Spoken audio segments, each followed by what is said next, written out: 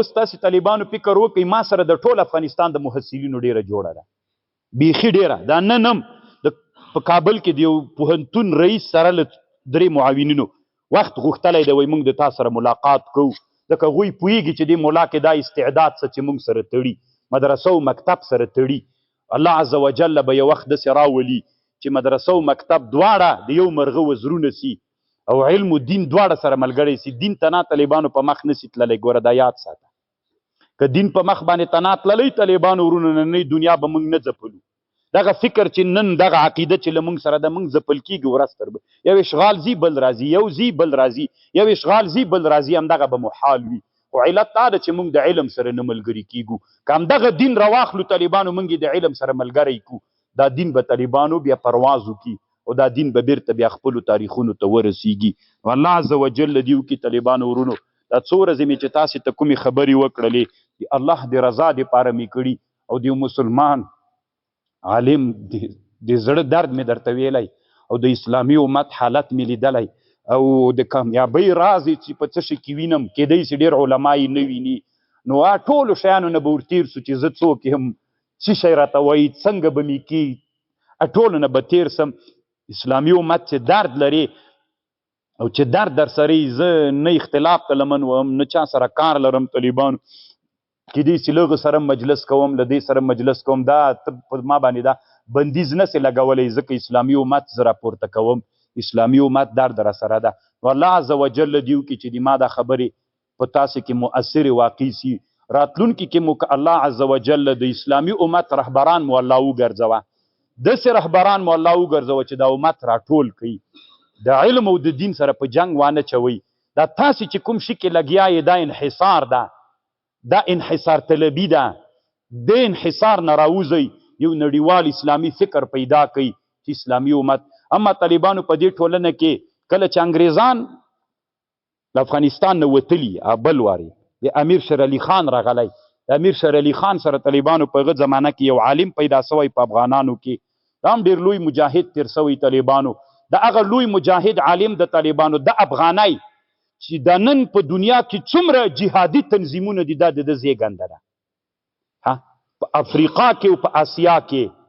په ټوله دنیا کې چې جهادي تنظیمونه چاره پیدا کړي دغه غزه څه ده د حماس مجاهدین دوی اصل کې اخوانیان دي دغه د اخوانیانو اسلامي جهادي تنظیم د دې اصلي زیږندم طالبانو دا سړی ده علامه سید جمال الدین الافغان دی طالبانو دلته په کابل کې و د امیر شیر علي خان سره په دربار کې ورسره اوسېده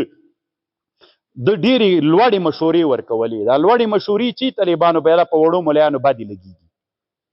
نو هغه اخر دې ته مجبور که طالبانو ورونو چې دی له دربار نه وسړه ده ته ویلې وي ته چې حج ته لاړ سې ښه ده دلته څه کوې بیا دی طالبانو ورته ویلي چې د ایران له لارې به نه ځې د هند له لارې به نه ته حج ته ځې هلته خو د کښتیو کې مزلونه ول زمانه کې لا موټر نه و راغلی افغانستان ته نو بیا طالبانو دی دې ته مجبور کړو چې له هند ته لاړو او بیا له هند نه مصر ته لاړو بیا په مصر کې طالبانو دی وفات سو بیا افغانانو دغه عالم اډوکي دلته راوړل اوس د کابل په پوهنتون کې دا اډوکي دفن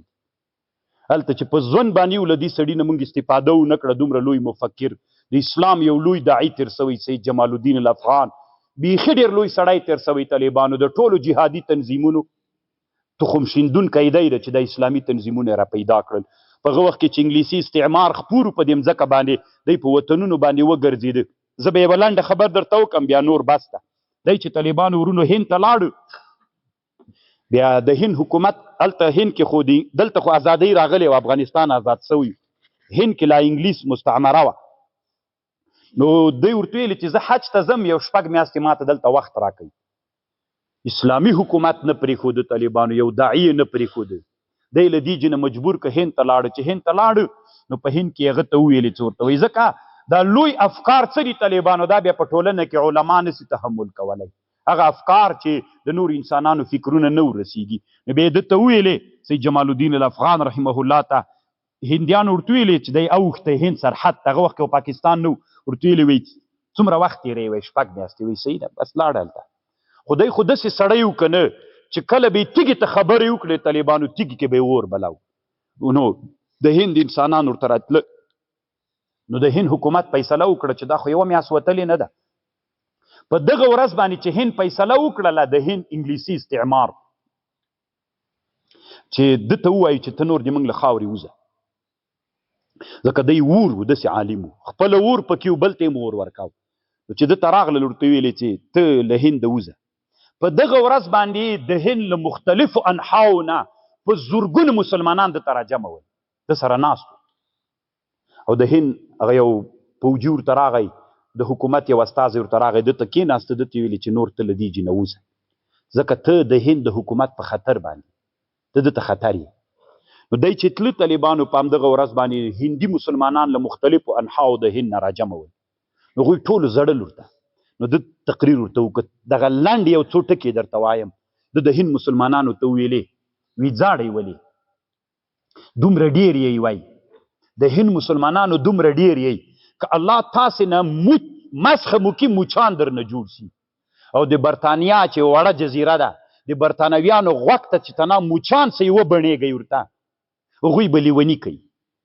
که تاسې مسخه سې وایي الله یو سلحفاتو کشپ در نه جوړ کی. دا ټول د هند مسلمانان چې الله مسخه کی له ټولو نه یو کشپ جوړ کی. کشپ خو پیژنئ شمشتای سلحفات وی که دا الله در نه جوړ کی او په دریاب د عدن کې ټوپ کی دا کشپ،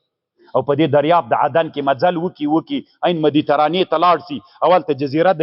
برېټانیا داسې دا کشپ داسې راټیل وهي ټوله به په دریاب کې غرق وکړي. زاړئ ولې وایي لکه ښځې غوندې. وایي محمود غزنوي چې دلته راغی او دا هند یې فتح که په زړه راغی که په خندا راغی، زړل یې که خندل یې دومره ډېر یو محمود غزنوي راغی هند یې فتح که یو انقلابي سړی تیر سوی په هند کې یو انقلاب را پیدا کړ. دغه انقلاب باعث د دې سو طالبانو چې پاکستان آزاد سو او مسلمانانو هلته ازادۍ پیدا کړه، مستقل وطن تر نه جوړ سو. کنه لوی استعمار د هند دا نه غوښتل. الله عز وجل دې وکړي چې موږ هم ځانونه انقلابي او هغه انسانان چې په ټولنه کې داسې فکرونه دې ټولنې ته خپروي چې دا ټولنه راپورته کوي موږ یې تحمل کړلی سو. طالبانو بیا داسې تاریخ تکرار نسی چې په تاریخ کې هغه علما چې هغه موږ درلودلي ول په نږدې زمانه کې دی، په مخ کې زمانه کې د جمال الدین افغان د هغه څه ورته وایي د امام مثنوي رحمه الله پلار، اب هم بیا چېرته کیسه درته وکړم. واخر دعوانا ان الحمد لله رب العالمین.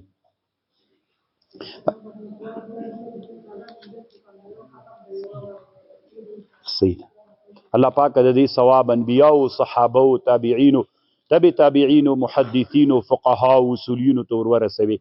اسلامی امت ټول علماو ته الله ثواب ورسوي. اسلامی امت کې چې ټول علماو کوم د دین خدمت کړي الله ته ثواب ورسوي. الله پاک ته محدثینو فقها او اصولینو ته ورسوي. اسلامی امت ټول علماو ته الله ثواب ورسوي. اسلامی امت کې چې ټول علماو کوم د دین خدمت کړي الله ته ثواب ورسوي.